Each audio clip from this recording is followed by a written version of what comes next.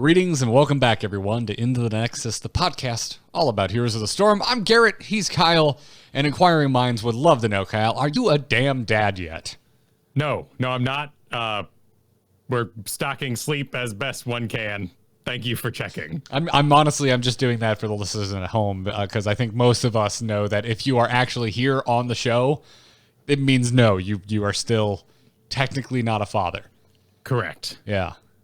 So, well, best of luck to you, dude. I have already put in a formal request with One Not Paradox to come on the show next week because I'm just calling it now. You ain't gonna be on the show next week. I don't think that's gonna happen. Yeah, I think that's safe to say I will be missing next week. But you know what's even more impressive than becoming a father?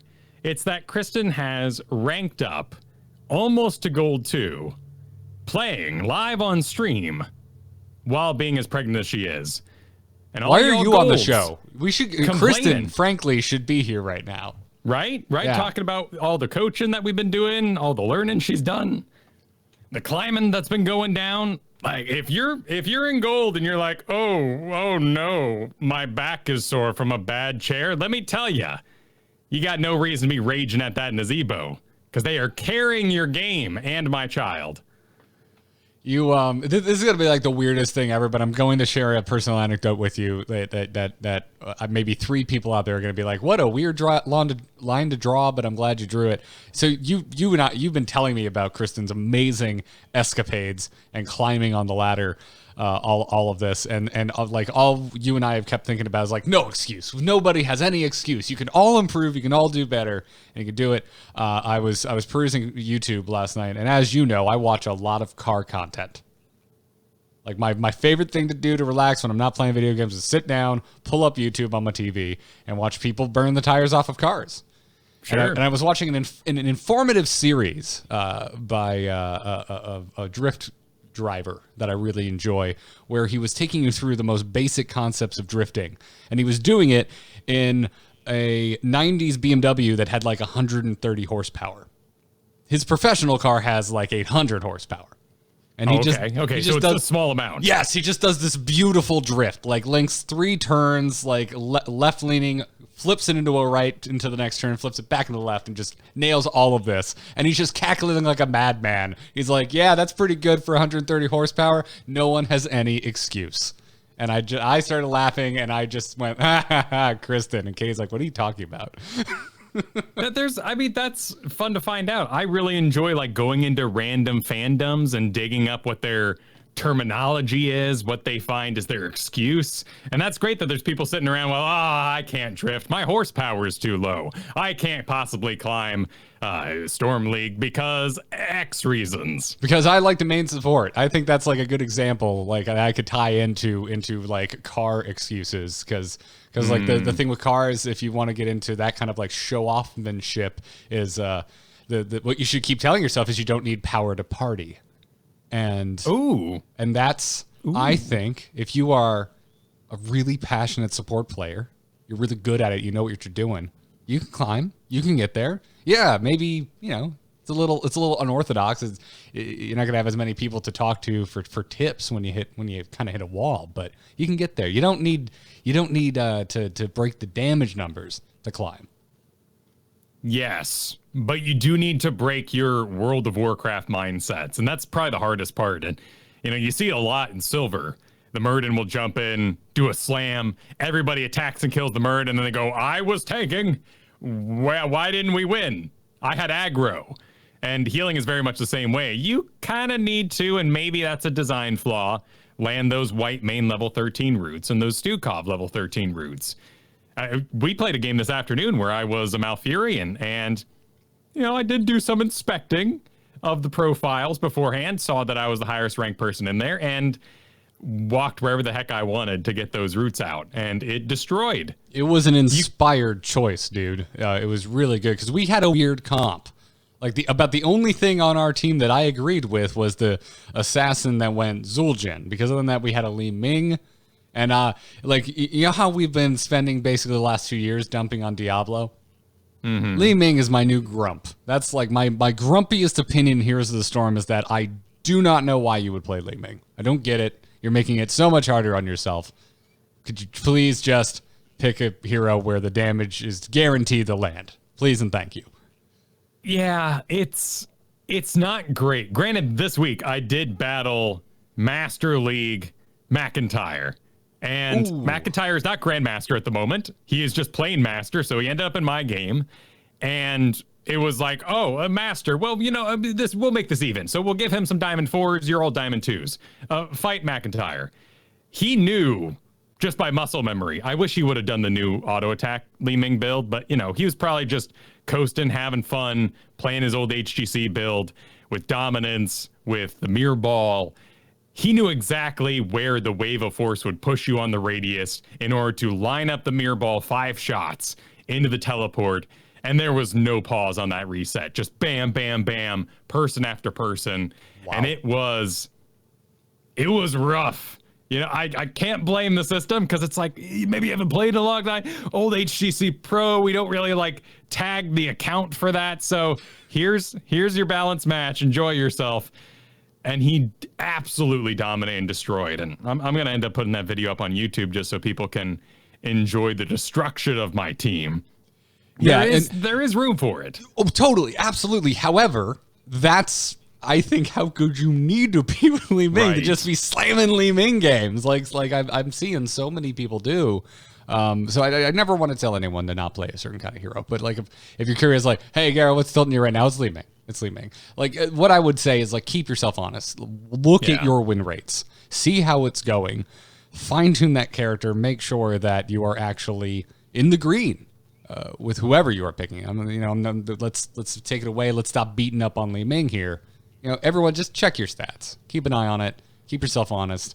And if you're noticing that you're losing, don't just stop playing the hero. See if you can find a pattern. Is it a battleground? Is it you're going against a certain hero? Is it that you've been paired with a certain hero? Any pattern that you can take a look at and then try and make some educated decisions to try and course correct. Go ahead. After that experience, I would 100% say you should not be playing Li Ming unless you can wave a force and know where the target's going to be to aim your mirror ball. And I can't do that. If I put in tons of work, maybe I could do that. The great thing about that skill is it's something you could go learn in quick match. That's something you could actually work on, like those Stukov and White Main routes we just talked about with your level 13 talent. That's something you can go do. I have been training, as we talked about last week, ETC. It's been a really great roster fill. Sadly, I'm 0-3 right now, so I'm not entirely sold on the experience. It can go poorly. Yeah. Your team. I've been working on ETC as well, and I've had it feels like Malthael, and I know that's a weird thing, but I'm going to explain it. In that, a lot of times with Malthael, you can go on a win streak, and yet you feel terrible because you're going to have more deaths than anyone else on your team consistently across multiple games. And I had that experience yesterday. I was slamming a bunch of ETC. He's my pet project right now. I'm going to keep using car terminology. I'm trying to get more seat time, Kyle. That's just time practicing, right? Yes. Is that all that means? Yes. Okay. I mean, you could probably apply that to piano. And you can practice. Yeah. You need hours. You need to log hours. Whatever it is that you're trying to get better at. It doesn't matter. This applies to literally every hobby out there. But I wanted more seat time with ETC, so I just slammed a ton of ETC games yesterday. They were all in the quick match because I'm like, I want to work on this hero, but I'm not working on this hero in Storm League. Not going to do that to anybody because I'm out of practice. And I got a healer once at one of my quick match games yesterday. So I ended in the green with a pretty healthy win rate, but I went back and looked, and every game I just constantly had a lot of deaths. It was just really common on ETC to just die. However, my team was following up. We were still ending in net positives. For one ETC death, we were on average getting 2, in a lot of cases getting 3. So it was a 2-to-1 or a 3-to-1 on the what we're trading out. We're trading a death from me, and I've caused enough disruption that by the time I'm dead, the rest of my team can actually finish off some heroes. But in the games where that doesn't happen, when you do like maybe you got a Li Ming that's just missing shots, or not to beat up on Li Ming again, you've just got less brave damage dealers. We talk about this all the time. They're on the receiving end of a Li Ming. That orb hits and they just start dancing around. It hurts so bad. When if they had just committed, we could have gotten a kill or two out of that transaction. When that happens, ETC feels terrible. It feels like there's nothing you can do, and it's a little rough. It's a bit different, too, when you suddenly realize your enemy is a Grandmaster. And so when you go power sliding like you would in Quick Match, and you go, brr, they just go, oh, you mean I step to the left? And then nothing hits, and all the team starts tilting on you because that was your very first power slide of the game, and you've not made a good show for yourself. It's been really informative, though, getting to play these past 2 weeks, because we're in the middle of the season. And it's nothing but the main players. And you get to see such cool things out of those Masters and Grandmasters. One thing I saw, which I loved, Zul'jin Headhunter. This is where you got to kill each hero once and you get the bonus range and all that. They do not need to man a lane. They are stacking, so they kind of end up in the 3 stack. But my Zul'jins in Masters have been like, see ya, guys, I'm going to go get a Headhunter stack. And they will go all the way to the enemy side and go sit in some bush knowing Greymane is about to do a camp. And they'll gank him there. And he'll die horribly, but he'll get the Greymane. And they'll go around in the early game when, deaths matter a little less, when the spawn times are really short away from the objective, and just get some Headhunter stuff done. Like, for instance, you could be versing a Chromie. And Chromie's going to be backline in all the later team fights and have a bunch of tricks as the level goes on. So Zul'jin will dive into tower range in the very first fight, give no cares, no buts about it, and just die horribly, but get the Chromie kill and get that stack out of the way. And that's been cool to see. Yeah, Zul'jin is that's my kryptonite right now. I am losing a lot of games to Zul'jins. And I tried... a couple weeks. We've had a lot to talk about on the show, so I didn't really get into this. But a couple weeks ago, Kyle, I tried to make Zul'jin my project. If you can't beat him, pick him. That's my saying. And I can't get it to work unless I get like a perfect comp, like this perfect Zul'jin protecting comp, where it probably doesn't matter that I'm Zul'jin. I probably would have been fine on Raynor or any Helvala at that point. Any sustained damage would have been fine at that comp, and Zul'jin is irrelevant. However, just causing trouble for me, but I don't know, to a certain degree, I think it makes sense because I typically like to play kind of merc heavy bruisers. And there's really not any of them that can hold up to Zul'jin. Even Rexar, which brings his own peel to his own party. It's just stacks for Zul'jin. The place I'm seeing for Zul'jin, and I'll include Raynor in that, is really based on mana. Neither one of those heroes need to hearth. And if you end up with a Vala Li Ming, for instance, one of those two will be hearthing all the time and actually finding a good time to fight. Throw a mage in there, throw Falstad. Someone's going to be either global soaking or hearthing at some point. So it's really nice to have just a real steady duder like Zul'jin Raynor having that sustained damage. Yeah. Although, you know what? This is another thing that I just realized. Who's been working really well, but it's usually when I play with you and other folk. The one bruiser that doesn't have an issue with Zul'jin is Sonya, and that's because I've been basically just blindly slamming Leap in every Sonya game I end up playing. That's fair. It shores that up, that it's no longer a problem. The movement speed, which just drives me nuts on Zul'jin. I think it's part of the reason I'm having problems with them, because it used to be you could send your Misha at the Zul'jin, you do the charge. That charge never hits anymore. Zul'jin just sidesteps like a pro, and the bear hits nothing. But the leap, you can't get it. You can't get away from the leap. You don't know where it's coming. I mean, Zul'jin's also mad weak to just about everything that's fun to do in Quick Match. Nova, Kharazim, Kael'thas, Kel'Thuzad, like anything people are just having murder fun on, Zul'jin's gonna have some issues versus. I do want to share with you before we move on a Malthael build that's been making the rounds up in Master. Oh. Yeah, hold on. I'm pulling up his talent calculator. I'm pulling up the Malthael. Well, first of all, it's Tormented Souls. It's a Tormented Souls Malthael. This is your AoE, spread Reaper's marks around you. Cast it, you get those resets on your Wraith Strike. Oh, okay. It has nothing really to do with that part, though. That part is so you can do Touch of Death at level 7, activate to reduce healing received by heroes under the effect of Reaper's Mark by 50% for 4 seconds.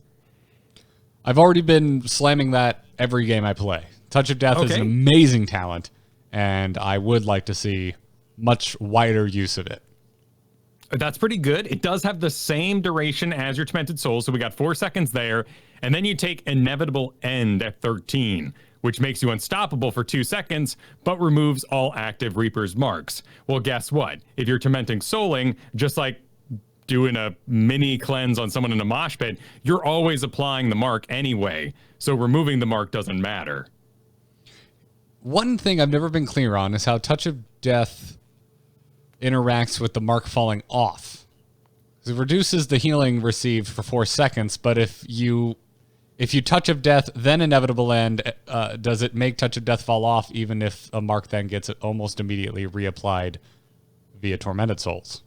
No, it's got its own cooldown on it. So wonderful. That is a 4-second application outside of the Reaper's Mark. Okay, wonderful. So that full 4 seconds happens. The only time you won't be receiving that healing reduction is during the small window when your mark falls off. And then Tormented Souls immediately reapplies it. Cool. Okay, so Inevitable End. Yeah, I've been... that's another thing where I think 13, you've got some flex there. I mean, a lot of folks take Soul Siphon, but do you trust your healer? You don't need it. Get out of there. Get something more utility, more like something you can actually make plays with, and that's exactly what Inevitable End does. Are they still these? They're not getting too crazy though. Are they still taking Die Alone at 4? Mostly, it's actually interesting.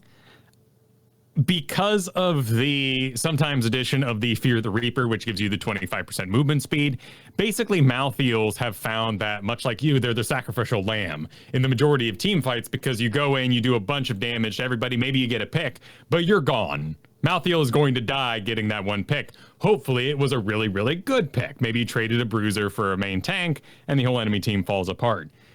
They've actually been doing Throwing Shade in the majority of these games, which...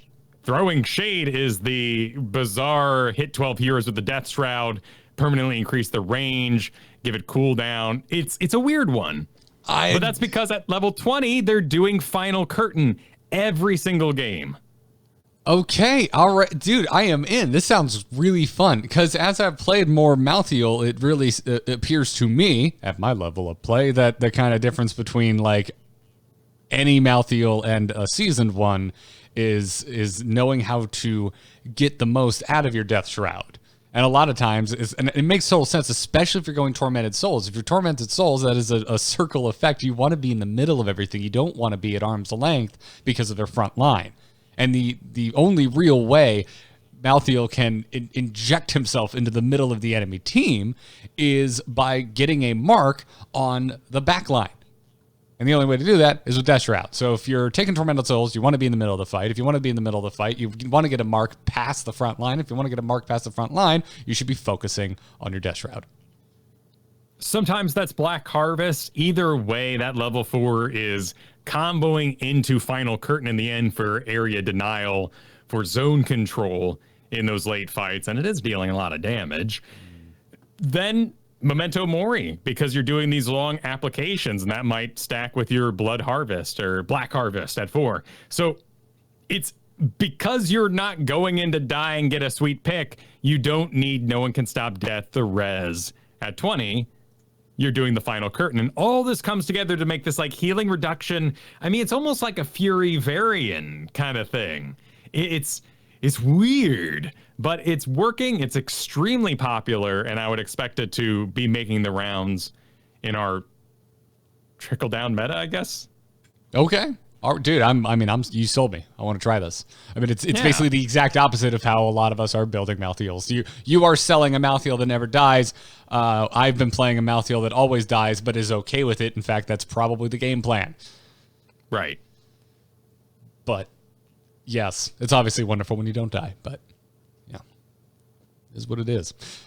You will never get me off of On a Pale Horse, though. Okay, that's okay. I'm gonna keep taking it. Yeah, that's fine. I'm just Fear the Reaper. What? No.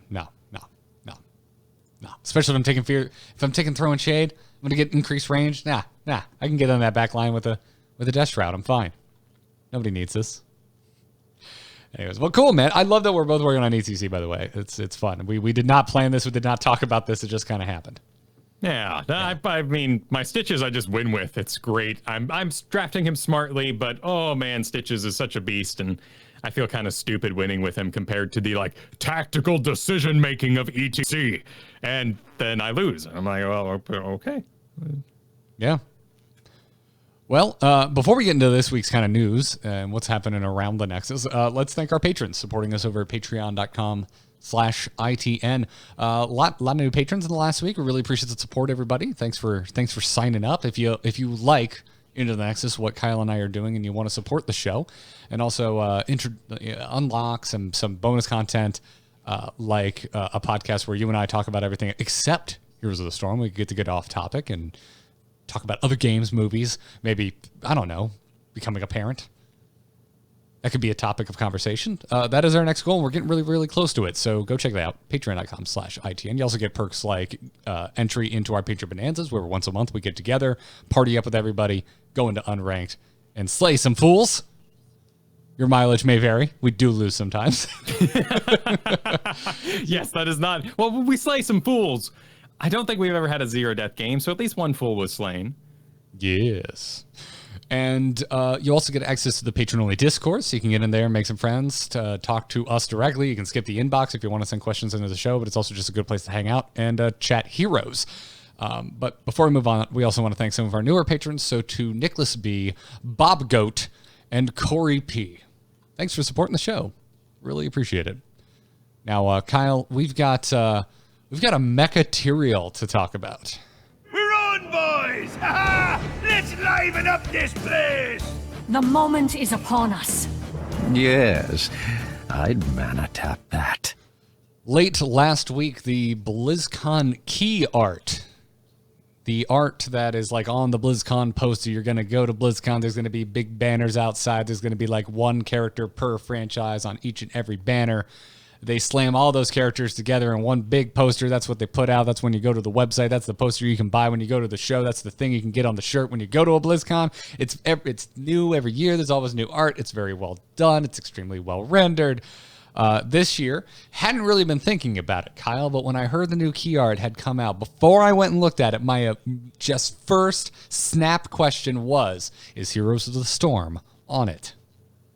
And lo and behold, it is, and it's Mecha Tyrael. They're representing Heroes of the Storm, not with their original heroes, not with Orphea, not with Kira, but with their, Nexus smashing together alternate universe tentpole heroes. Yeah, fascinating. I mean, he's a chummy guy. I like his bravado. He's a good ambassador. Somebody on Twitter said it looked a lot like Tall Geese from Gundam Wing, and I can see that. Yeah, the hollow face thing going on. Maybe not the sword so much. Nosebleeds. Yeah. Maybe not the sword, but yeah. It's a weird choice. It made a lot of people who weren't in the heroes scene question what the heck is going on there. We got a middle barbarian, so not sure what's with the robot. Is that an Overwatch thing? And no, it's the Mecha Storm from Heroes of the Storm. I like it from a marketing perspective. If you're injecting a question that is not very quickly answered or explained, which I think Orphea or Kira could be, it's like, oh, that's an original hero from Heroes of the Storm. Cool. It's going to make people just dig a little bit deeper, and maybe it's going to pique some interest in Heroes of the Storm. Because what do you mean there's a Gundam Tyrael in Heroes of the Storm? I didn't know that. That sounds rad. Or maybe you think it sounds dumb, but I think it sounds rad, and that's what I'm going with. it does spark the imagination more than Kira or Orphea would. And that's very exciting. It also led to lots of conversation of basically people outside our scene. I thought that game was dead. How, they got new content? What the heck's going on there? And I mean, we went through that like a month ago with Kira, so it's every time something new comes out. At this point, I'm just going, you're cute, internet. You're adorable. But that is the perspective on a ton of people out there still, and these sort of announcements just do not reach them. And in previous years, we've sat here before BlizzCon being like, oh, they need to address X. They need to instill confidence in the pro scene, in the bladder, in whatever it is. They need to let people know this game exists. And I'm not talking like, oh, I need more people in my games. We're doing fine. My queues are great. However, I'm curious to see what they're going to say about it. How do you address a topic where it is entirely false, but the public perception is it doesn't exist anymore? Like what I believe of those Flintstone pop-up popsicles. I just assume they don't exist anymore. They might be available. Oh my God! Now you're gonna make me Google in the background because I know exactly what you're talking about. Those were a staple of the Weinzierl freezer in the 90s. Yeah. Well, it pops up under a Thrillist article titled "Discontinued 90 Stacks." So I think it may not be the best example in the world because I think it is actually discontinued. However, Kyle, you can get a used box of push pops on eBay for $12. Why would I want a used popsicle? That's weird. I mean, I also have this problem with actors, but that's a whole and more morbid thing where I just go, are they alive? Listen, it's an awkward thing to talk about publicly, but we all experience that. Yeah. We all go. I'm like a lifelong diehard Green Day fan. And they had a big announcement that they're going on tour with Fall Out Boy and Weezer this week, and I saw multiple tweets of people like, Green Day's still around? I'm like, yes, where have you been? But you have to put my own fandom in check.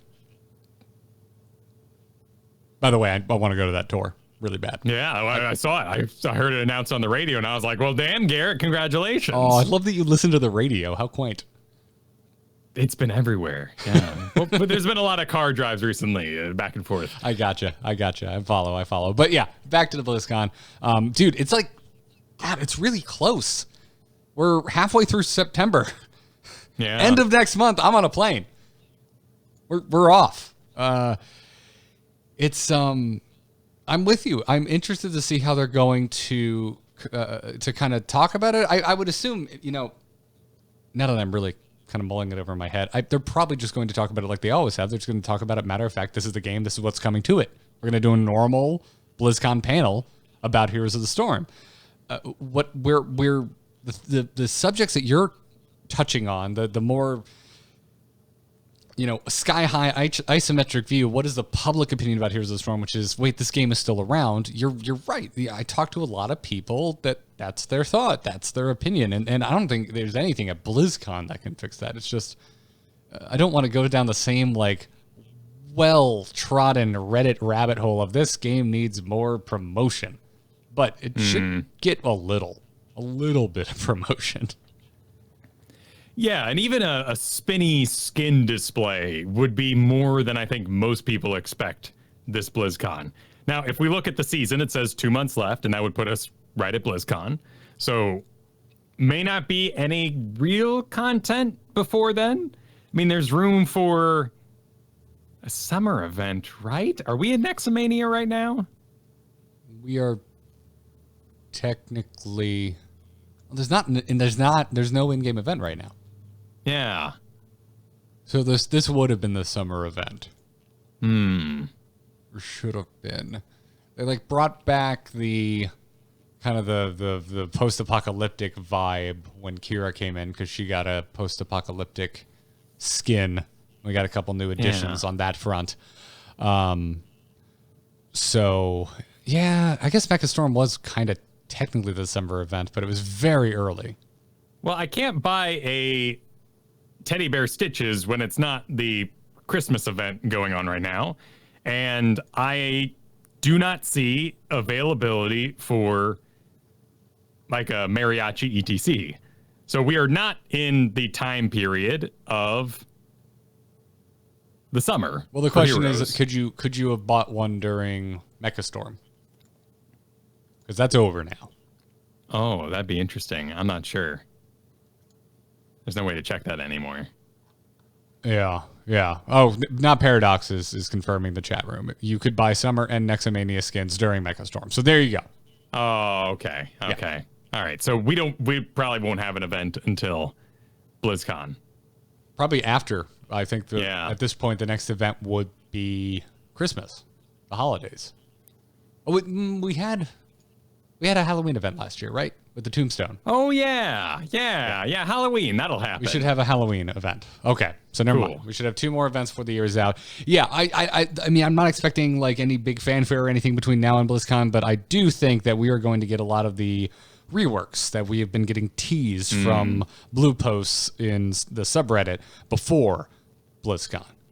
You know, maybe we'll get a preview of some other reworks, but I would be really surprised if we made it to BlizzCon and say, for example, Diva's rework, which we spent a good amount of time talking about last week. I would be really surprised if that wasn't already out. I can see them holding on to Tassadar. That'd be pretty bombastic. Yeah. I guess it just also it's like, what's their goal with BlizzCon? Do they want to appeal to the diehards, to the base that's already playing, or do they want to, kind of pique the interest of people standing on the edge? Onlookers. Because if you go for like a rework, that's pretty deep, nitty gritty. I think the only people that are interested in that are you and me and our listeners, people who are actively playing Heroes of the Storm right now. That's not the kind of thing that you go and advertise to someone who's not currently playing Heroes of the Storm and be like, you, person who doesn't understand how Tassadar currently works, can I sell you on a brand new way to play Tassadar? It'll all be the same to you. You've never played him before. Sure, exactly. Come back to Heroes of the Storm and play the supports, all 5 of them. They're weird. We're not sure where to draft them, except for Medivh. He gets a place. Casual Confirmed asks, did we get a HOTS auto chess announcement? That would be like such a big surprise.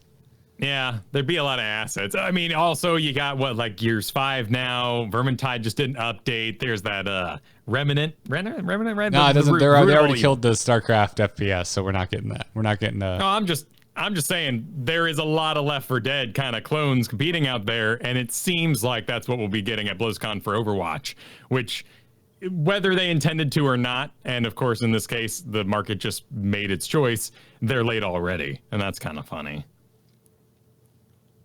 I mean, like, Gears always just comes back around, and you're not wrong in that its horde mode, is likened to a Left 4 Dead. It's different in its own way, but definitely, shares some DNA. But I don't know. It seems, well, I don't know. If you had talked to me like pre-Overwatch, I would have been like, I don't know, Left 4 Dead style kind of survival shooter. That seems pretty small scale for the company that's setting the world ablaze with MMOs and also in the thralls of the failure of Titan. And then they come out with Overwatch, which is a pretty, it does one thing, and it does one thing very well. And Hearthstone, same thing. So they have gone down more kind of specialized games that are, I would say, smaller in scope. So yeah, maybe. But on the other side things, I love that Egon Stedman's here because he's fabulous. Yes. And I have to critique though. Get Sylvanas the heck out of here. You had your chance for 2 whole expansions. Get out of the main screen. I'm done with you. You should have told your story already. I'm so with you, dude. I'm so bored with evil Sylvanas. I'm done. I don't care anymore. What about you burned down the tree? I was there. I was on board. Let's do this. I put Vol'jin in a jar and it didn't go anywhere. Just get off the screen. Yep. I'm done. We should have ejected Sylvanas from the Ark, I think, by the first or second patch of this expansion and moved on. But we're still sitting here spinning our wheels, watching her twirl her mustache. However, Heroes of the Storm Sylvanas is amazing and fantastic and is the better Tychus still, and just well, that's because Heroes of the Storm Sylvanas is when I still liked Sylvanas. Yeah, that's that snapshot, right? Like Jane is still a little happy. Yeah, although damn it, get that BFA Jaina skin in there. It is her coolest costume ever. It'd be a great thing to add at BlizzCon. Oh yeah, that'd be a crowd pleaser for sure. For sure. Oh, okay. If you did it, not that Jaina needs a rework, but if you did a Jaina rework that was BFA inspired, like she calls in some freaking magic ship to like arcane missile blast everything, that's a rework that would hold up really well to BlizzCon. Sure. But I don't think it's gonna happen. Why don't mess with Jaina? Just give her a BFA skin, please and thank you. Of course, there's going to be a hero. I highly doubt a map, but a hero will come. Yes. What if, Kyle? What if they have reworked Haunted Mines and it's coming back? To the joy of all quick matchers, except for you out there who just disagreed. What if they're like, we can't figure it out. We're sorry. We're just gonna put Haunted Mines into Blackheart's Bay. Now there's coins in the mines. Okay. All right, why not? I mean, Blackheart's Bay is still the disappointment that it is to me. The personal preference. Yep. Now, you mentioned heroes. There was a popular thread that popped up on the hero subreddit by user Raziel103 that asked what the top 4 characters you want to see as heroes in 2020 came up. And this is a fun question, so we should get into it, get in on it on this podcast. What do you think is the most likely here? Like, what do you realistically think the hero announcement at BlizzCon is going to be? Realistically, because we have the option for all our developers, if we're looking even a year back, 6 months development cycle, probably longer as we've spaced out now. So there's no limit on monsters or humans or anything that our previous designers may have worked on. We've gotten a lot of human silhouettes, so I would hope for some sort of monster. Naturally, I think the entire audience for Heroes says Deathwing is what would revive the entire go. Yeah, Deathwing has been really high on my list for a long time, and I can't believe he's in the game. Paradox is in our chat room hanging out and did mention that a Pit Lord of some kind is the only thing that we haven't gotten off of some pretty old leaks. Oh, that's a good point. As funny as it is, the Pit Lord is entirely dependent on his run. I have to have that run that he did in Warcraft 3. Well, there's a little Asmodan in there. That's true. A little bit. True. I mean, it's a different silhouette for sure, but the way that they lunge forward, that there's this kind of inherent inertia to the way that they move, that's present in Asmodan. They got Asmodan very correct, I think. So they could totally do, like, if they brought Manaroth in, I believe it. They could totally do it. They could make it work. Yeah. Would a Pit Lord have to be like a bruiser, right?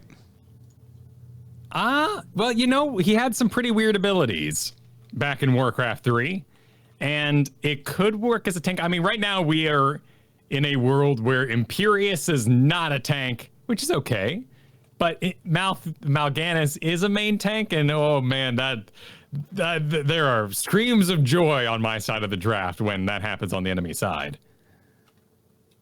Yeah, but you could do. Let's see. You had to go to it wasn't like an undead unit at all. You had to go to the tavern and buy it. It had Rain of Fire, which cast on waves, so kind of like a non-critting Blizzard, and Blizzard didn't crit back in Warcraft 3.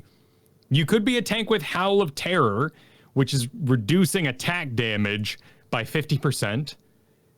Cleave, which is, I've always liked Cleaves. They're exciting. They were great in Dota. And then Doom. You kill somebody, you get a demon. Okay. So you deny area, you have a damage reduction. The only thing you're lacking is a real CC. And, of course, you don't have any movement boost, so you're not going to be anchoring. So not the best. Yeah. I try not to think too much of OG kits, because sometimes Zul'jin, they don't matter at all. Yeah. It doesn't really. Probius. It's kind of pointless. Probius, yeah, really I mean, there is the pylon and there's cannons. So, like, they hit the base thing there. But, I mean, it could be anything. But other than the Pit Lord, I mean, do you have a top 4 of things you wanna see? Because like my brain just immediately just goes to Warcraft. It's so hard to pull my brain out of Warcraft. It is, but we have Reforged, we have Classic going on right now. I mean, Reinhardt is sitting right there. It feels like his stock has dropped dramatically as they've added new heroes to Overwatch without reinforcing that world. So maybe Overwatch 2 with the Reinhardt story continuing, or Reinhardt in a new environment, would sort of revitalize my opinion of those heroes. Of course, you got Deathwing sitting there. I would love to see some under the sea stuff after all the Ajara things going on. Oh yeah, we still don't have a Naga. Like Ajara seems ripe for inclusion in the Nexus. Naga just in general, any kind of Naga character, just go for it. I'm really just still holding out. I just want more like basic units, man. Give me a Zergling. Give me a Zergling hero. Give me a Knoll. Like, put Hogger in. Okay. Yeah. Casual Confirmed mentions Rock and Roll Racers, which I'm surprised we still haven't gotten. I think that left with Dustin Browder. He was probably the one pushing that. There's also Blackthorn. But the skins just, they create themselves. You've got Rock and Roll Racers. Cool. Here's a Hellion skin. Done. Ship it. Here's like a meat wagon skin. Done. Ship it. Like, there's so many vehicles that exist in Blizzard games that, like, if you just put like basic race cars in there, you could have so much fun with that in the Nexus. The leak I saw most recently was that we'd be getting Naisha. And Naisha is a night elf on the Panther with the glaive. I'm trying to think of the unit name. Naisha? I actually don't know who this is. Well, Maiev has Naisha's memento, and Naisha is in the Frozen Throne campaign as a specialty unit of that type. I got so this is like the most basic okay, I found her now. Yeah. This is like Huntress. super basic female night elf character. Huntress, yes, with your moon armor and your glaive that bounces. In Dota, it's Luna? Yeah, and Luna does some really cool things. Yeah. I mean, one neat thing about a character like that is we don't have anything like Sentinel at the moment where you put that spectral owl over the top of a tree and you turn a tree into a watchtower for your team. It's uninteractable, though. You couldn't dispel it. And then, because we don't have anything that interacts with trees, right? Like they're only there to be a barrier. You can't really do anything with them. It's like tree specific that you can't also do with a wall. Like if you can clear a wall because you're a Genji, or you can ride on it because you're a Lucio, a tree is no different from a wall or a structure. So that would be kind of interesting. I'm sure that would pose a challenge in balance, is what I'm saying. Right. And actually, we're going to talk about this a little later, but there is a thing with terrain, and if something despawns, where does the character end up? Oh, and yes. I really wanted a rainbow bridge because there's no destruction. I really love the idea that a character is on fire and they just plow through the trees and all the trees fall down. It's very cinematic. It's very T-Rex. But if that ability ends early, do you end up stuck inside the trees like you did in Dota? Do you suddenly teleport to the other side of the trees? I would love a guy who does like originally when I heard Garrosh was coming, I was like, oh, cool. He's going to summon arenas because that's what he did while he was all infested in the big World of Warcraft fight. And you'll be able to turn terrain into a projection of the Bell Temple thing with monks. It didn't happen probably because of the limitations of our engine here and that we don't interact with our terrain. So when I saw Hanzo later on and Lucio riding on the walls, I thought, oh, maybe this can happen. There's hope. hope. We haven't gone there. Yeah. No, they haven't gotten that wild and crazy. But yeah, how cool would that be? Like you're on the other side of the wall, you're in Cursed Hollow, and you need to access the objective, and someone summons a bridge that the entire team can walk across.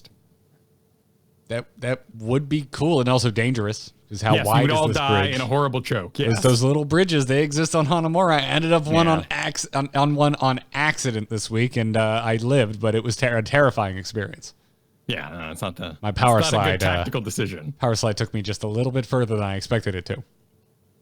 But, anyways, I'm excited for BlizzCon. I want to know what it's gonna be like. I was gonna be sad, no HGC stage, but. Yeah, it's going to be a weird year. I think the excitement will lie in new IPs and updates for the games you currently love. If they can't pull off the new IP thing without the esports presence of HGC, it's going to be a little weird in there. I mean, I always enjoyed, like, in the first few BlizzCons I went to, I focused more on the panels than the esports. So I think if you're an attendee for that kind of thing, it's not going to feel that different for you. True. But if you're like us and you used to like save seats for your buddies to watch HGC, yeah, it's going to be missed. It's going to be missed. But we've had basically a full year. Like I'm prepared. And we're getting out ahead of ourselves here because we're talking Christmas, but BlizzCon is where they announce it. What's the big balance update for the year? And I hope it has to do with mercenaries. So we actually revitalize that tactic. Cool. That's way different than my hope that they're taking the movement speed buff away from only Zul'jin. He just moves slower. Yep. Poor guy. Just Zul'jin. Okay. But let's get into this week's blue post because we've had some chatty Blizzard employees, as is usual. Naaman got into the subreddit talking about it was requested, hey, can we make Wrath of Angiris go over terrain? And Naaman got in there and said that Falling Sword does not go over terrain either. And this talks to exactly what you were just speaking on, Kyle. This issue with if you can interact with terrain in some way, whether it's going over it or whatever, if the ability has the potential of ending over terrain, how do you contend with that? And that's exactly what Naaman gets into here in saying, quote, we don't want to let these abilities go over terrain because if they tried to land there, we would have to use the missile redirect to warp them suddenly to a new unexpected location. Visually, it would be very confusing for Johanna and her enemies. This is why Falling Sword and Wrath of Angiris do not let you go over terrain, because if you came down on top of impassable terrain, they would then have to make a call and develop something into the game that says, okay, well, you're this far into the terrain, so we're going to pop you on the other side, or sorry, you were just slightly past that line that you can't even see, so we're going to nudge you in front of the wall where the fight just happened. Which makes sense, because if you think of Genji and Hanzo, they automatically leap over it. There's no room for error there for them. They don't have a chance to land on it. And we've all been that Anubarak who thinks they're going to get away and just sort of thunks into the wall. Yes. And that's the one where I'm like, well, couldn't we, though? Like, it'd be okay if underground Anubarak kind of ended up on the other side. You can do that for me, right? Because I'd really like to live. I mean, they let you do that. You just... I guess Anubarak is an example. Because, yeah, you could mess up your burrow charge where it does nudge you. You can get nudged as an Anubarak. So why is it okay for Anubarak but not for a Falling Sword and a Wrath of Angiris? And maybe it's because you have it on a basic ability. It's happening often enough that the abuse of it doesn't matter too much. I mean, getting yourself in that proper position does mean that there is counterplay, room to mess up, raises that skill ceiling. Here, would people in a more controlled setting where you are actually taking your mouse and like saying this wall here, would people use a sweet tactic to avoid enemy damage or roots, for instance, and say, I'm going to hover right over the wall. Haha, which side am I going to be on? You won't be able to guess. Yeah, I don't know. It's interesting. I'm sure there are balance concerns as well of whether they want to let you do this or not. In that case, I immediately think of Stitches, because this is the character that we most commonly think of when we think of losing control of our heroes and being taken somewhere we don't want to go. We think of Stitches, but Stitches still has to adhere to the rules of collision. He can't warp through a wall. He has to go through the gate, or the wall has to be broken. Right, and they do say the missile redirect, which is interesting, and I don't quite fully understand, but Yad in the chat here makes a point that a Nubrak is a skill shot in a fixed range in a straight line. His burrow. Right. Whereas, even Leoric ghosting through a wall would allow for more abuse of ending up exactly on that threshold where things would get weird. So maybe it's harder to calculate. It gets more messy because a Nubrak messes up his angle, bunk in the wall, or end up over it. You're still in that straight line. But Leoric, do you push him out, sideways, straight, diagonal? What happens there? Yeah, I don't know. I mean, it's worth mentioning for sure. But I'm surprised it didn't get brought up in Naaman's response. And they went in a little bit about how zombie walls and Leoric tombs work as terrain, but they're flagged in different ways. I think it's insanely impressive that zombie walls work as well as they do, and they can be Lucio booped and still end up having their wall properties. For something that old in the game, that is a really impressive feat of programming. Yeah, I've been pushing them out of the way all week on my ETC. I'm like, I forgot I could do this, and it's beautiful. They all just flower out perfectly. It's helpful. I've also seen a Johanna walk into a zombie wall and then condemn and make it even worse for herself because now she has zero wiggle room.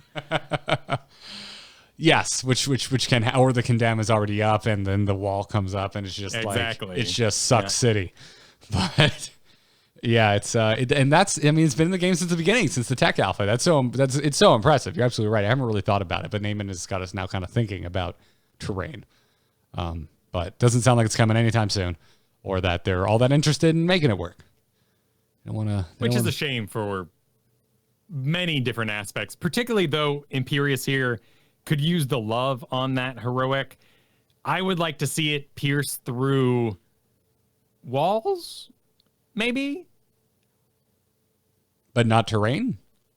Yeah, like gates, right? We've got some odd interactions when it comes to swaps and hooks, where you can land it, but then you can't pull them through the gate. But Imperius just at a gate, an enemy gate anyway, in this case, you sort of fart into it and complete your charge. Diablo charges through gates just fine, gets to the other side, and maybe displaces someone. It feels like that strategy should work for him. But I get that in its current form, it's at its cleanest. We just want angelic armaments for other reasons. Yes. It's interesting. I have a feeling this isn't the last time this is going to be brought up by the community. Yeah. It's something that feels like it seems like a lot of players want. In other news, it looks like Artanis's Purifier Beam may be getting that speed buff. Once again, Naaman responded to this saying specifically stating that the goals, or at least one of the goals of the speed adjustment, was to make the majority of abilities require more skill to land. That being said, quote, Purifier Beam was already a little weak, so we don't need to make it weaker. This doesn't seem like there's a question anymore. This sounds like, yes, Purifier Beam will get buffed. Yeah. Which is great, because that was my primary counter to Anna's. And without that counter in tow anymore, I really have very little reason left to take Artanis. Really? Granted, we moved out of the Anna epidemic, but it was an epidemic. Oh, yeah. With the aim down sights and people weren't breaking it, so you put a laser on them and they go, oh, no, and burning the laser was fabulous. Which, if that ever comes back, will still work because they're still standing still. Yeah, they're still, and they're not turning off their aim down sights, and you get them, and then you do the resets, and it's awesome. But once that possibility left, Artanis left my roster. Gotcha. It was a very specific tool. Yes, extremely specific. Surgical, you could say. I would say late night. It's like 1 a.m. and you're watching Comedy Central and it's an infomercial for something that cuts only tomatoes and nothing else. Or like the egg baskets, right? Like you got a pan that only cooks eggs. Only eggs. Yeah. Because it's the only thing you ever have to cook. You cook so many eggs, you need a very specific tool to cook only that. I mean, I do cook a lot of eggs. I do too, but I like to vary how I cook them, over easy, sunny side up, scrambled. It's been all egg whites here. They're gross. I They did. wouldn't be so bad if they retained heat, damn it. I did Sunny Side Up for the first time in a very, very long time over the weekend. It was wonderful. I put a little cover on it so the white set a little quicker, but I still get this beautiful runny yolk. Oh, little English muffin dipping action. It's the best. It's the best. This has been Into the Breakfast with Garrett and Kyle. I hope you enjoyed it. Finally, Blizz Daybringer got into a conversation about Leoric's Wraith Walk using the old speed. This was found by the community, and Daybringer said, nice find. We'll go in and fix this right now. It should hit the Nexus in the next major patch. Short, sweet. That's how I like fixes to be found and fixed. Kind of a big deal. So you were getting your movement speed augmented while Wraith walking, accelerating to 50%, but it was using the old number to accelerate to that 50%, and you were moving slower. Yes. No good. No good at all. But before we move into strategy and do a big fat meta check-in, Kyle, we have a sponsor to thank for today's episode. Do you like eating? Who doesn't? I mean, I'm a fan. I like to do it every now and then. But do you know what the problem is with eating, Kyle? Knowing how to cook. You need to know how to cook. You need to have the ingredients to cook it. And luck, and you gotta leave your house. You gotta put pants on. I refuse, Kyle. I draw the line at pants. Okay, and that's why I like HelloFresh so much. They're just food shows up, ready to cook meals shows up in an insulated box on my doorstep. It's so cold in that box, Kyle, that even in the armpit of the United States, that is Florida, you can sit outside in the roasted, humid swamp for hours on end, and it's fine. I open it up. I've got meat in there because I do eat meat. It's still freezing cold. Pop it in the refrigerator. It's wonderful. If you've never checked out HelloFresh, you should. Go check them out. HelloFresh.com/Nexus80. Also keep the code Nexus80 in the back of your mind because you can get $80 off your first month of HelloFresh by doing exactly that. And if you've never heard of it, they do exactly what I just described. They make cooking delicious meals at home a simple task, like regardless of your comfort level in the kitchen. They've got step-by-step recipes, like basically instructions. And they also send you pre-measured ingredients. You have everything you need right in the box to make an awesome dinner. And most of them come together in around 30 minutes. Some of them even less than that. And they also don't use that many pots and pans. So it doesn't take long. You've got pictures. So you if you're like me and you're like, how do I knife? You got pictures to show you exactly how you knife, Kyle. It's wonderful. Listen, cooking is extremely impressive, but measuring stuff out stinks. And you will feel awesome, like you're performing wizardry in alchemy, because it's all pre-measured, and I love that part of it. Also, I mean, I got them right here. You get really nice inserts that you can put in a binder later on, like I do, and you got recipes for the rest of your days on this fine earth. Like this. I've got my favorites, dude. We've got like a short list. And yeah, so we know when it comes back up on the menu, it's like, yeah, we want that one. It was delicious. Well, you're gonna keep this. You get to experience the trial mode of a meal that you make yourself, and it's delicious and amazing. And then you go on the rest of your life knowing how to make it, thanks to the recipes provided there.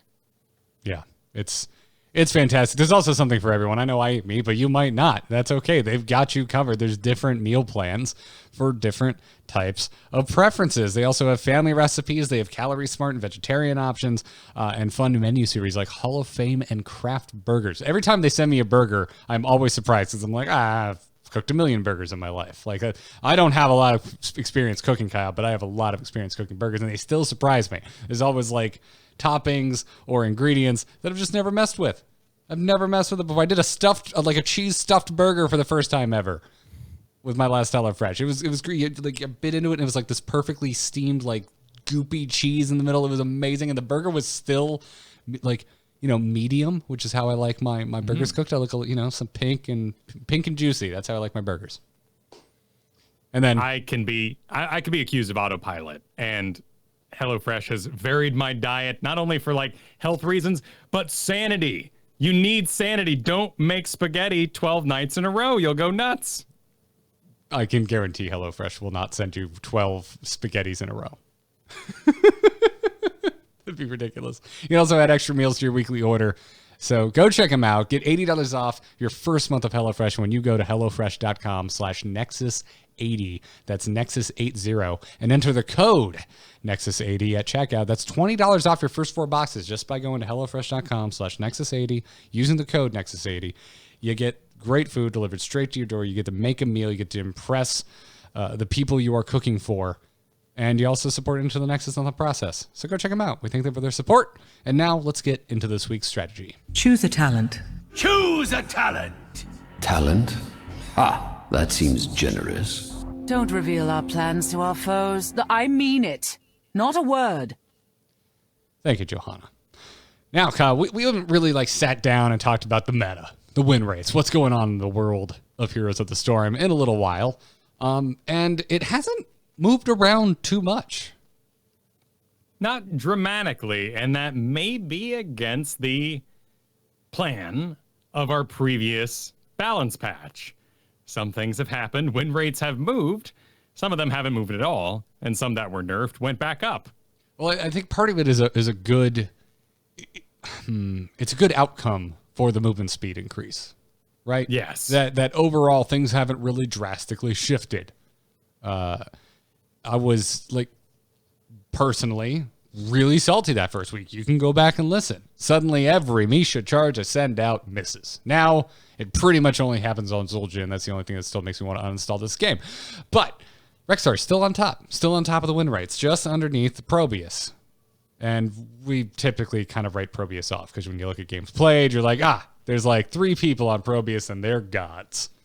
Right. Right now, the top is that Probius at 64%, but then we get into Rexar at 59, Alarak, Kerrigan, Ragnaros, all in those middle 50s, Malfurion, Zul, Mal'Ganis, and Phoenix. And there's some interesting ones in there. Kerrigan is cool to see doing well. Rag makes sense with his control of the map.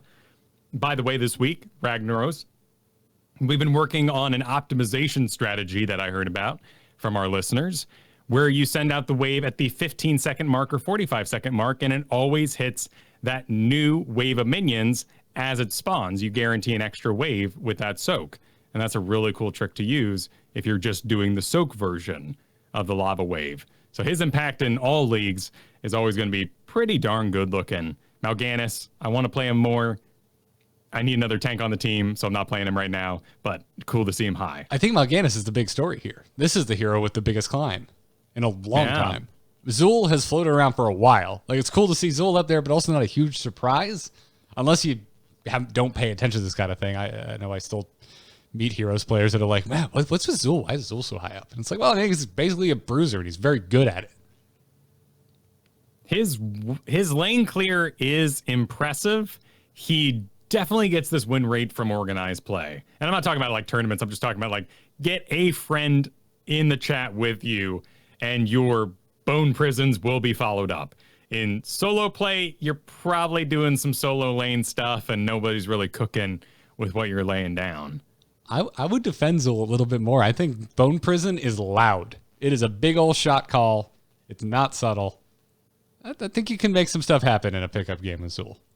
I find it gets out of range, but his lane clear is just really oppressive when followed up with something that can actually make something of it. And that's good design, honestly. The fact that Zul can push real hard and then he gets the wall and nothing really happens, that's great.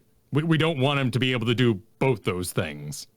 Right, absolutely. Now, I will concede to you that maybe that slot, there's more effective heroes out there. That's where I land. But you see a 3-stack coming at you with Azul, and you're about to have a very bad game. It's going to be oppressive. Yeah, you don't know it's a 3-stack unless they all coordinated names and portraits. Yeah, You're kind of hoping. You're like, oh, this is Azul. I hope they're not in a party. Mm-hmm. Then a bunch of beautiful combinations go off, and you're like, yeah, they're in a party. Okay, moving on. Next game, please. But yeah, so back to Mal'Ganis, kind of walked past it. Why do you think Mal'Ganis has seen such a climb? I think it's very powerful to hold people still. In our current meta, you put them to sleep pretty easy. Your movement speed alone is really booking it and getting out those sleeps you need, and it's great disruption. He turns around his health very well. I would assume that this win rate is because he is being used in a more bruiser-like capacity. It's a rough one for me to get behind, despite loving the character and really enjoying his flavoring kit. I don't want to be solo lane, but I'm taking the bruiser off tank role. So who's cool with me Mal'Ganissing? Yeah, I don't know. Like, I'm still not afraid of him. I've had quite a few games against Mal'Ganis, and I don't have my win rate in front of me, but I'm pretty sure I'm in the green against Mal'Ganis's. Yeah. So this is the one that's perplexing me. But we're putting so much work into Blaze being a main tank. I really wouldn't mind us upping the damage, therefore upping the survivability. It's a balancing act. If you give more damage, he gets more survivability. Right now, he doesn't have the damage. So what are we pulling off here? Also, Blood Rush. When Mal'Ganis is healed by a hero, he gains 1% movement speed up to 15%. That's a level 13 talent. 15% movement speed? I don't care if you got a Lucio or if you're healing yourself all the time. Malfurion's healing you, so you're constantly ticked for 15%. Like, whoop-de-doo. 15% for a level 13 talent, and that's all it does? Like, let's look at that guy and give him something a little bit. I mean, of course, I'm talking about it's the second highest win rate talent on the tier, but that's not high. That's not my level 13 talent spike that I need to win a game. excuse me, Mr. ETC. Excuse me, Mr. Speed Metal. I mean, it is 20% at level 4, but movement speed, it's worth a lot. It's worth a lot. Yeah. It's just maybe 13 is a little late. A tad bit. Also, you don't have direct control over it. ETC has direct control over Speed Metal. I just won your argument for you. Yeah. Phoenix still in the top 10. Phoenix, I don't think has dropped out of the top 10 since release. Yeah, he's been good. Phoenix just a solid hero. Very complicated, though. That wind up on his teleport is extremely unique to the kit. And getting him practiced up is fine in quick match. And learning to slow before using your purification salvo is not difficult. But there's a clunk to his optimization that I think keeps him out of the hands of your normal player. You're always going to pull out that Vala. I think that's why Li Ming is so popular, because she's just maybe more fun. So you put in all that work in the past and you're ready to play her again. It's tough to identify what keeps people from going to Phoenix more often. Yeah, I see him a decent amount, but I wouldn't call him a popular hero. Yeah. But let's look at the other end. Who is struggling? Because Diablo is still really low. Yep, 45% there. Yeah, and then he's followed by Genji, Illidan, Junkrat. Junkrat's a rough one. Like, overall win rate on Junkrat is rough because I think he's very map specific. He's very slow enemy map specific too, because you're saying I'm going to displace them properly into a team that'll catch this. Whenever I see a Junkrat, I think I could have really used something way more specific in the way it's going to target the enemy team. Your hopeful bombs and your hopeful Qs are not going to bring home the bacon. And should you think to yourself, that's very true, Kyle. I early drafted Junkrat as a mistake. I will make up for it with my build. No, you won't. You've got one build. And that's where we can say, designers, let's see what you can do with Junkrat. The top builds are all varied by their level 20 picks. Everything else along the way there is the exact same. Ripped Air, you want to be getting that tricky shuffle, taste for explosions. The gotta trap them all. The trap build is stinking cute. But every time I see it, I go, you just cut away half your power. Yeah. And right below him is Abathur, which again this is another one I look at. I'm like, this seems a little disingenuous. Like, that's because I'm terrified of Abathur comps. It's still terrifying. I think it's still a hero that should very much be on your short list of bans, because things can go so poorly so fast if you're if you're not prepared for the X factor that an Abathur brings to a composition. I believe his win rate is going down because of the mad, and I would even say insane focus that people have placed on anti-mule strategies. It has become common knowledge in my league that if you're on Skytel, one of an Abathur's big maps, if you see a mule down, if you see a half health building, we will die for it. We will go in there and we will get that building because he's going to heal it up and he's going to nullify future objectives. And that objective is all about building advantage. And for anyone who's not familiar with that, if you have 3 forts and they have 2 forts, you don't fight for both pads. You just say, I'll take this one. You guys can go have that one. I already have an advantage. Abathur throws that into a bit of a loop. And you need to be thinking about him all the time. Like this week on Johanna, no damage. I saw a building almost dead. I ran in there entirely solo and took it out, and the whole team was like, well done, Johanna. You died, well, you got to the building. And that's so weird. But we were all on board with that counter, and that's going to keep Abathur down right now. I think it's something simpler than that. I think these stats are all leagues, correct? Correct. Well, if you do plat and above, he rockets to an above 50% win rate. Interesting. So this is just... I think it... Dude, Jay Howe's words from the episode when I was out of town still echo in my mind daily. That the two of you had an almost 40-minute conversation about the importance of soaking. And it was interesting, and I learned something, and there were multiple points that were mind-blowing. Me, someone who feels like they know a decent amount about this game. I think therein lies the issue with Abathur, is that if you are not taking gross advantage of what you can bring to the team in terms of constantly soaking, never letting XP go to waste, while also influencing team fights at the same time, and what a tall order that can be on anyone. It requires a great deal of game knowledge to really execute that to the best of its ability. It's hard. So Abathur games that are happening in lower leagues, they're going to bring the win rate down. It's a very complicated hero. That's very true. And in fact, we're seeing a climbing win rate with Network Carapace, which is applying an untalented Carapace shield to nearby allied heroes, minions, and mercenaries over Mule. And it's a 4% win rate change, actually. So Mule is on its way out, perhaps, with game knowledge. Yeah. That's the kind of... Mule is the kind of thing I think would skew significantly more valuable in lower leagues. Where it's just fight. There tends to be... There's a very big emphasis on team fighting and constantly fighting.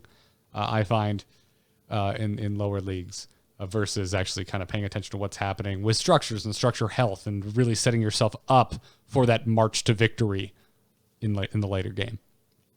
That's interesting. Well, fighting down a person just in body, in health points, is probably the simplest way to put it. Simply not having another hero to absorb a couple hits so that we all don't get killed in last hit.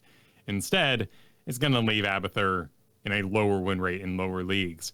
But fascinating, right next to him at 43% is Anduin. And that is a shocker. Not to me. No? I don't want Anduin healing me. He doesn't have it. He cannot keep me alive. Interesting. I think Anduin, I think he's a weak soft boy. he's a Uther pretender. I would rather have Uther. Okay, that's an interesting thought. He is a little slow, and granted, he stops his movement in order to cast that heal, but if you are behind in levels at all, your baby little heals are not going to bring home the bacon. No. I feel the same way about Malthael, though, but he's got a really good CC. Yes, he does. The thing is, the coolest thing about Anduin is his trait, but it's on such a long cooldown. As it should be, but you just mentioned roots on Malthael. You were throwing those out fast and furious, constantly having an impact on the battleground, whereas Anduin, every minute plus, is maybe saving one life. Meanwhile, the rest of the team is dead. That's fascinating. I really don't have that. When I see an Anduin, I'm like, oh, here we go. This is going to be pretty rough. It's basically an ETC. We need to be really aware of our CCs. We're going to be doing some dancing. If Light Bomb takes us all by surprise, that can be even worse. I'd be curious to see them increase the range on Light Bomb. There are a lot of situations, particularly versus Garrosh, which again, you can, grab the target that was thrown, but that's a pretty long cooldown. Light Bomb, however, if it had more range, would allow you to turn around that entire engagement without the use of your trait. And I'd be okay with that. I like that thought a lot, actually. Yeah, I'm with you. Double on that. What Kyle said. Make it happen. Yeah, I just I don't think he brings it. He's a great hero when you're ahead. You're ahead, you got into when you're going to stay ahead, but when you're behind, it just feels like the sand is just falling. It's just disappearing between your fingers. I mean, we're talking about Malthael here, and of course he's got Chastise. It's a really solid route, and it gets some good picks. So I think it's great that you have an aversion to Anduin because I'm not feeling it, but that's where I'd fix him is Light Bomb. Yeah. I feel like to me, I look at him as a high skill cap support. And again, I would put him in the same kind of category as Uther. Like you have to have your wits about you to perform on Uther. You have to have your wits about you to perform on Anduin. I think apples to oranges, you're better off with the Uther if you're going to put that effort in. But I mean, that's me. I have not had great games with Anduin, and I've won a lot of games against an Anduin. He's very susceptible to CC. That is true. Like really susceptible. Well, I mean, we're not looking, we're still looking at things like Rhaegar as our highest supports at the moment. Brightwing is always a passion pick. Maybe it's his level 13 movement speed, because that's the same level as your Stukov, Whitemane, Root, Pixie Power, and all those sort of shield talents, even movement speed for Brightwing. Maybe we could just say his level 13 is really underperforming. That's not enough team play. Anduin moving faster as a required move faster level is not exactly what the team needs for that power spike. Yeah, it's another good thought. I like your thought with Light Bomb, though. I like that a lot. Next lower is Valera, followed by Lost Vikings. I don't think there's really much to say there.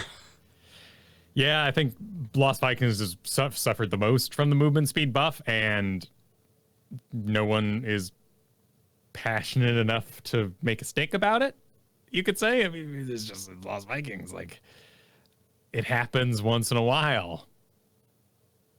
Again, it's worth mentioning with the Vikings, way higher win rate once you filter it platinum and above. 55% win rate, Kyle. Okay. Well, there you're looking at people actually taking advantage for stacking in some distant world rather than being like, nobody's soaking mid. It's like, well, there's Viking there. He's just in the bush. It's all anecdotal, but I think like Vikings are one of those heroes where if you are returning or new, probably something you're going to be attracted to because it's so different from what is out there in League of Legends or Dota. So that's another thing to keep in mind as well. So if you're unpracticed, you might feel the pull to the Vikings, and Vikings require a lot of practice.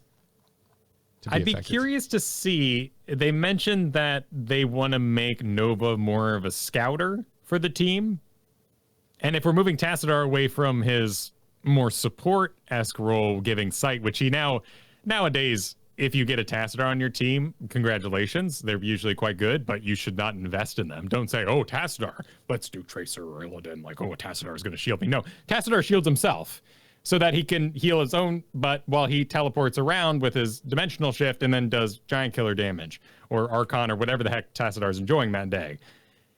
I'd be curious to see them add an additional layer to Valera, like they're thinking about with Nova, so that we can have a reason to put her in the game. I do. Any idea what that layer would be? Because talking that generally, yeah, I'm there. You know me, love me some Valera. Yeah. One of my favorite like weird picks. But the last time I picked her in a draft environment, even unranked, I don't have an answer for you. It's quick match because it's the last game of the night. Let's have some fun. I want to relax and do something silly. Valeera. Well, we've been spreading around poisons, and I'll put that in air quotes, across our various heroes. We got Kira, we got Lunara, we got Malthael. Maybe a poison stealth would just add some variance from her damage type to Zeratul. Zeratul can spec into something kind of like that. I mean, we can go real wild here. What if you could pickpocket XP from heroes? Ooh, that's cool. Although, is it effective? Because they can see you now. Right. I don't know. Unless it was like a teleport pickpocket. Yeah, or what's the gut punch one where they're stunned for a real long time in World of Warcraft? You're thinking of sap? Sap. Yes. If you're sapped and all sleepy, you didn't soak the area. Counter soaking assassin. Come on. Cool, but think about how horrendously annoying what you just described would be. Oh, absolutely. Like, what's the cooldown on this? And I don't care. Losing XP on a single wave, I would rage. Yeah. That's like keyboard snapping level of annoying. Right. How How do you supply her with something else? I like the idea of poison. I think there's room in Heroes of the Storm for more poison damage. I don't think there's enough of it. And throwing it on Valeera like baseline would be really interesting. Because right now, you don't really garrote because you would rather just cheap shot or ambush. Your spellcaster you want to silence and deal additional damage over time is often stunnable or explodable. So maybe burst will get you there. You don't need the silence. So if you're looking at Garrett, that's more of an issue of we need to make her more of an active long-term fighter. If we want Garrett to really be a consideration, you want Valeera to be a presence on the battlefield rather than a hit and run. Dalaran Tunnels, a new trait that allows you to move between forts. Your forts or enemy forts? Let's say your forts. Okay. You're porting between forts. So it's a stealth global. Stealth global. Yeah. I mean that alone, that would be, to me, that's enough right there. That's really powerful. I mean, you're just making ganking easy. Right. And so what I'm trying to do here, outside of just being cute and coming up with random ideas, I'm applying what we have in other roles to our stealth characters. And I think it's really cool that Kira brings mobility and poison, kind of a Lunara-like role, to the melee assassins. How can we diversify our stealths in the same way? Much like we do with supports. This is our heal over time. This is our burst heal. This is our shield. Let's give her a place as a scout, maybe, but that sounds like it'll be Nova's deal. Yeah. Yeah, I don't know. I like poison. Honestly, I like just about everything we just talked about, except for sapping to deny soak XP, because that just that just sounds like 5 people just uninstalled the game today, and there'll be 15 tomorrow, and I don't know. It just seems a little too annoying. Right. But I mean, it'd be even worse, of course, if you're doing the XP pickpocket where you just run up behind someone and ging-ling-ling of coins, and you poke them in the back and you deal no damage, and Valeera, whoo, and that's the stealth noise, by the way, whoo, and she just runs for it to another lane to go farm somebody else. Yeah.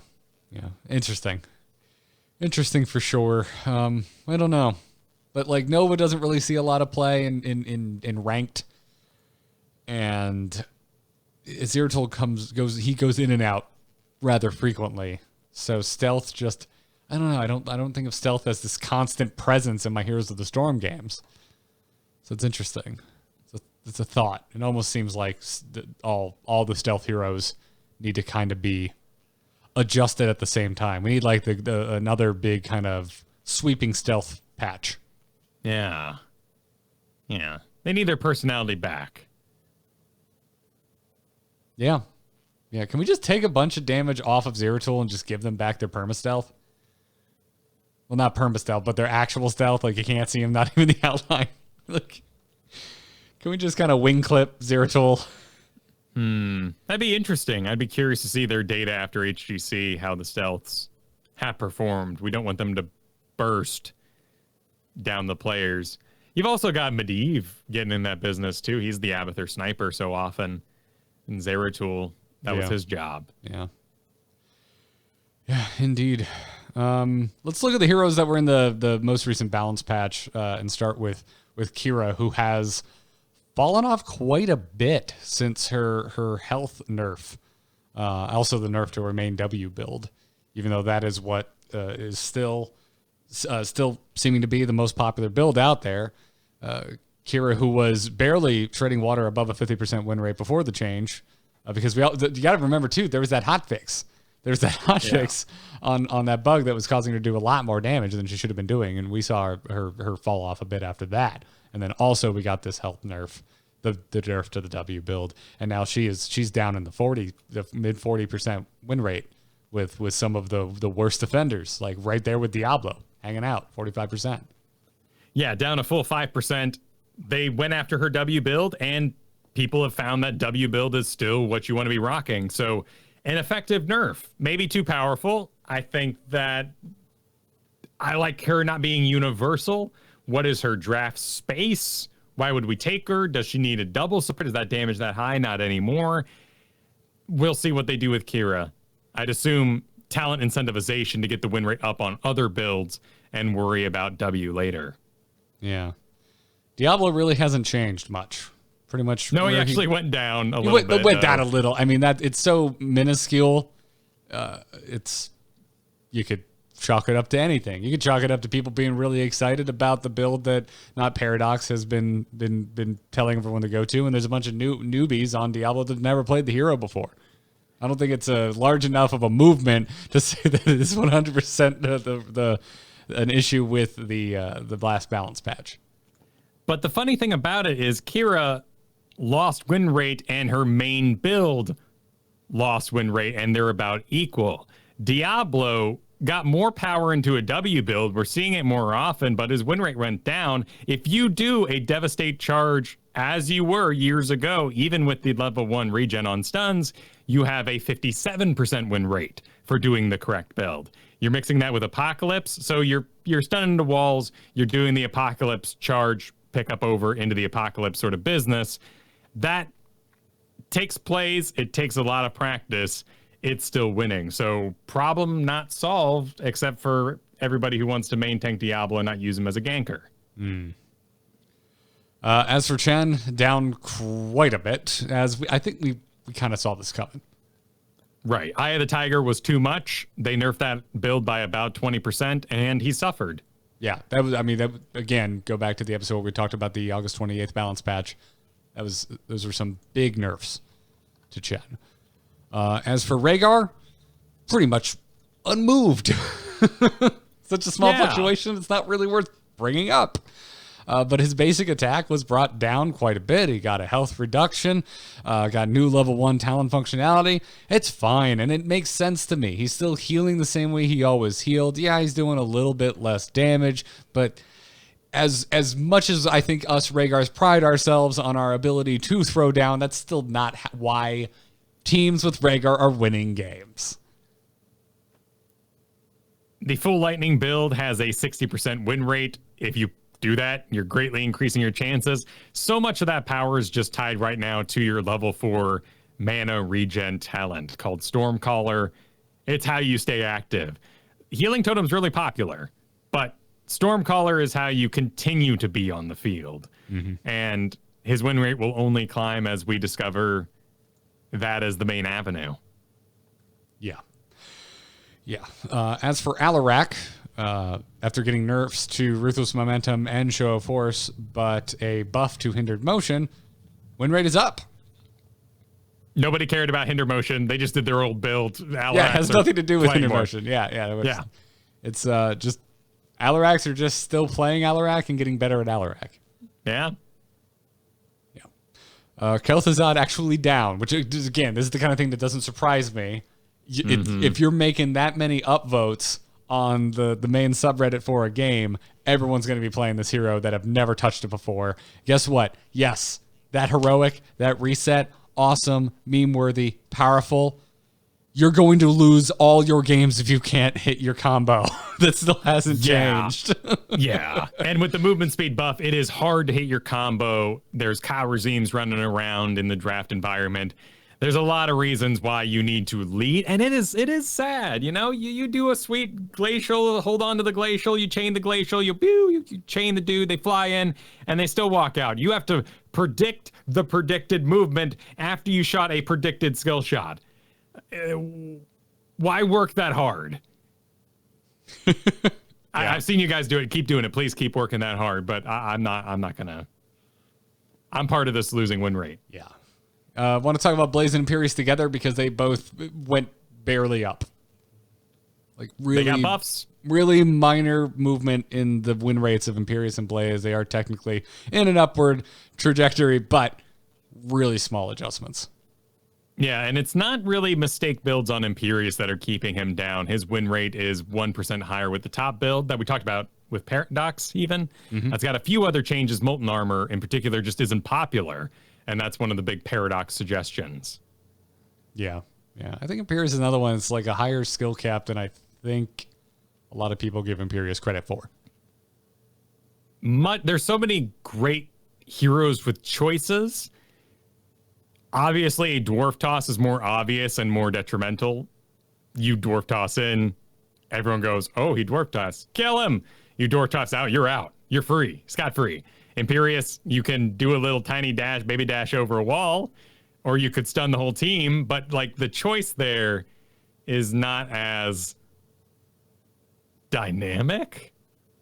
You could even say Nazebo holding on to a zombie wall as a disengage is like a cool tactical choice, but it's got range on it. It's got some level of wiggle room. Yeah. And then Tassadar on the rise. As you mentioned, you're probably not seeing Tassadar all over the place, but you are probably seeing Tassadar in a game or two, and I bet you they're doing well. Had some fun games with Tassadars on my team this week. He's doing all right. He is an annoyance. As always, that wall is entirely frustrating come 20 or any point in the game after 10. The 20 has nothing to do with it. The wall's existence is an annoyance. Nearly a 70% build when you do a full giant killer build. And this is you're playing assassin. You are not aiding anybody. You are not a double support. You are your own man out there on the field, which is always even an Archon build. That has always been when I have liked Tassadar the most. Yeah. Auto attack Tassadar, like for that. Well, we got like a 2-week window of auto attack Tassadar. That was my favorite. It's back. It's doing great. Even a storm build Archon lane clear team fight build for Tassadar is at 68%. There's not a lot of games played. Just do not invest in him. He's fine. Let him go do Templar business on the field. Yep. And then he's going to get a rework, and we're all going to have to learn how to play him again. Yeah. Which makes me think it's going to be a BlizzCon thing, because why update him to be okay if we're not going to leave him sitting for a bit? Yep. So, anyways, that more or less wraps up our meta check-in for this week. And the show's already going pretty long, so we're going to take a quick email, and we're going to wrap this up. Darkness stopped calling. Darkness just texted me. It's not the moment, it's a hero brawler! You can send your emails to itncast@gmail.com or for your supporting us over at patreon.com/ITN. Make sure you hook up your Discord information to your Patreon account, and you will automatically be added to the Into the Nexus patron-only Discord channel. And you can send us messages right there. And Volkamer wants to know how folks out there can best support Hotslogs. And the answer really hasn't changed since last week. I'm just kind of asking for patience right now. Now that we actually have the site, it's been transferred to a server that we have control of. We can actually get our hands deep and dirty into the code. And there's a lot of work to be done.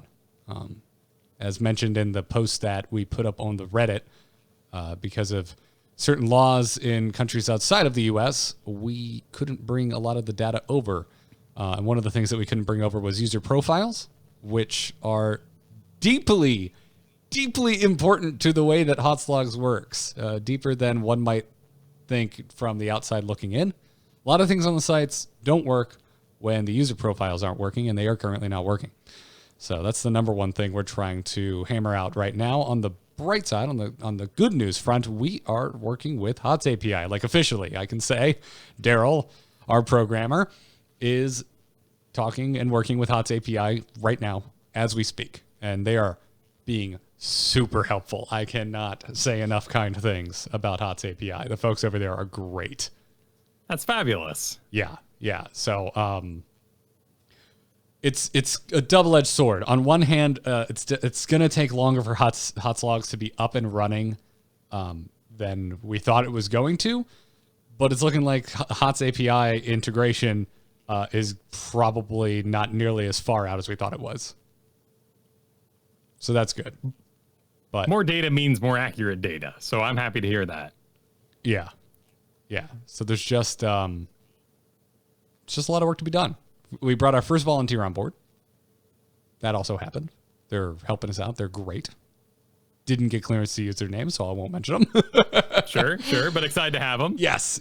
And again, if you're interested in helping out with HotSlogs, it is C#.net, the language that that the website is built in.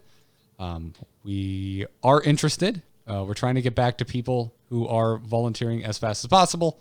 We've actually had quite a few people kind of inquire, so bear with us.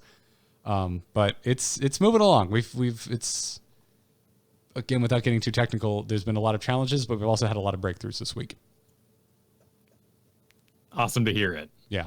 So as to how to support us, don't worry about it right now. We'll let you know when we have something that you out there can take action on. We will let you know as soon as possible. Right. We, of course, appreciate you supporting this show because you like this show and you like what we're up to. And maybe that did equal opportunity for something like this HotSlogs acquisition. But we'll certainly let you know when it's time to actually support the standalone HotSlogs project. Yes, indeed. So thank you, everybody, for asking. That's going to wrap it up for this episode. Thanks again for listening, everybody. If you're supporting us over at patreon.com/ITN, we cannot thank you enough. If you like what Kyle and I are doing, that is the best way to support us. So go check it out, patreon.com/ITN. Huge thanks to our producers, Declan H, Cheesy Bob, Chris K, and Robert M. We also got t-shirts available over at shirts.amove.tv. You want to have Into the Nexus emblazoned across your shirt, or across your chest in shirt form, you can go pick up a shirt. If you want to, emblazoned across your chest, not in shirt form, that would be a tattoo, and we cannot help you with that. We would also not recommend it. Yeah, probably not. I mean, it's cool, but I wouldn't go chest. Maybe like back of leg, or I'd go as far as wrist. Wrist would be okay. Yes. Maybe. No.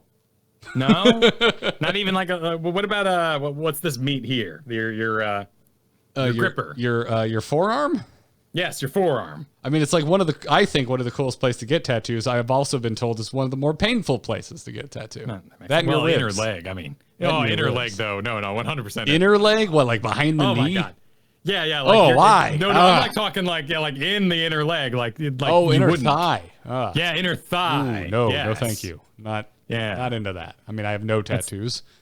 It's medieval. But I've always wanted tattoos. I've never gone and gotten one. And now at this point in my life, every time I think about getting, I'm like, I can get another really expensive part from my computer or my car. Why? It's just, yeah. I like them. I just don't have any. But anyways, that's going to wrap it up for the show, everybody. Kyle, very likely you won't be on the show next week. Yes. So pre-congratulations. But in the meantime, thank you. Where can folks keep up with Kyle Fergusson? You should check everything Kyle Fergusson over at kylefergusson.com, 2 S's in Fergusson. That is where the weekly and soon-to-be paused posts of the DM Gives Inspiration show is cooking. This last week, I went over loot, how much loot you should be giving out as a dungeon master for 5th edition Dungeons & Dragons. And it's not an obvious little bit of information. So if you are curious about anything Dungeons and Dragons related, there is an email episode this next week or in 2 weeks, depending. And you can send messages over at the contact link at Kyle Fergusson. Also, coaching will return in the future once things are settled. Heroes coaching is currently offline. And of course, when you go there, you'll see that I was coaching this previous time, bronze through gold only. I didn't do plats and diamonds because we didn't have a stat website that had drafts in it functioning at the time, as you may have guessed. And drafting is pretty damn important in the higher leagues for climbing. So future coachings may include such things as higher leagues, but keep an eye on that over at kyleferguson.com. Nice. Folks, I'm Garrett Art on Twitter. I'm mostly on there just to check in on Kyle to see if he has had a baby yet. And but you can find me there. There's all the other podcasts, this one included, can be found over at amove.tv. We have a brand new episode of Let's Talk About Star Wars up.